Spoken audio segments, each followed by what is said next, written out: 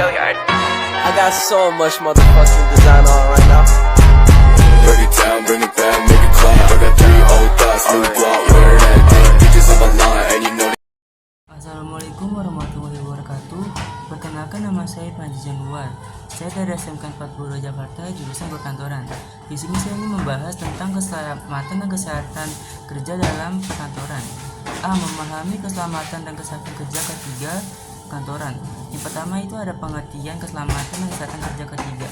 Segala kegiatan untuk menjamin dan melindungi keselamatan dan kesehatan tenaga kerja melalui upaya pencegahan kecelakaan kerja dan penyakit akibat kerja. Di sini juga ada undang-undang yang mengatur keselamatan dan kesehatan kerja ketiga, yaitu berdasarkan Undang-Undang Nomor 1 Tahun 1970 Pasal 3 Ayat 1. Di sini juga ada tujuan dan fungsi keselamatan dan kesehatan kerja ketiga perkantoran. Berikut tujuan keselamatan dan kesehatan kerja. Yang pertama itu adalah memberikan jaminan keselamatan bagi setiap orang yang berada di tempat kerja. Yang kedua itu adalah melindungi tenaga kerja atas hak keselamatannya dan dalam melakukan pekerjaan untuk kesejahteraan hidup dan meningkatkan produksi serta produktivitas nasional. Yang ketiga itu adalah sumber produksi dipelihara dan digunakan secara aman dan efisien. Nah ini ada berikut fungsi keselamatan kerja. Yang pertama itu adalah menerapkan dan menginformasikan rekan lainnya dalam hal pengendalian bahaya dan program pengendalian bahaya kerja. Yang kedua itu adalah mengukur serta memeriksa kembali efektivitas pengendalian bahaya dan program pengendalian bahaya kerja. Yang ketiga adalah mengantisipasi, mengidentifikasi dan evaluasi kondisi dan praktik yang dapat membahayakan keselamatan para pekerja.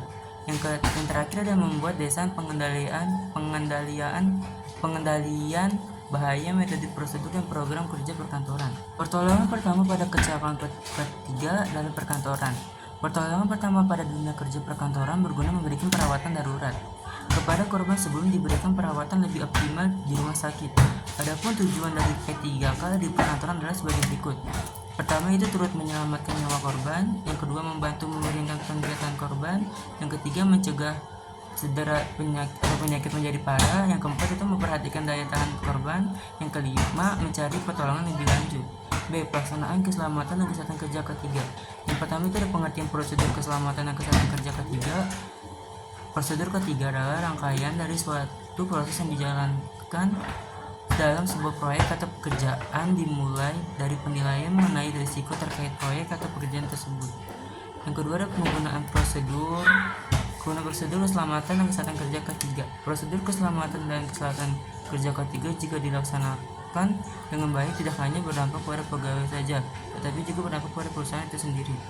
Kecelakaan kerja dalam perkantoran, adapun faktor-faktor yang menyebabkan terjadi pertama itu ada keadaan tempat lingkungan kerja, yang kedua ada pengaturan udara, yang kedua ada pengaturan udara, yang ketiga ada pengaturan penerangan, yang keempat ada pemakaian peralatan kerja, yang kelima ada kondisi fisik dan mental pegawai. Sekian pembahasan dari saya, kurang lebihnya mohon maaf. Wassalamualaikum warahmatullahi wabarakatuh.